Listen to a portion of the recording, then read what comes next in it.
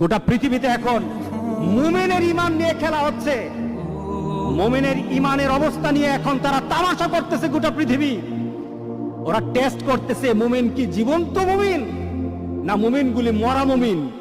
গোটা পৃথিবীর ইহুদি খ্রিস্টান আর হিন্দু এখন পরীক্ষা করতেছে আমাকে। এটা আমার রাসূলের কথা।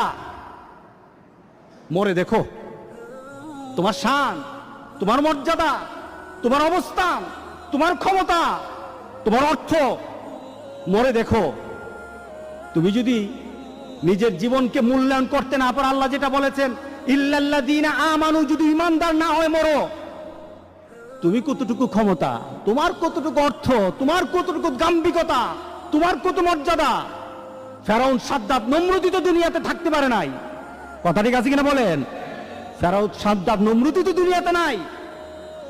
আছে নাকি? ফেরাউনের বাড়ি আছে, সাদ্দাতের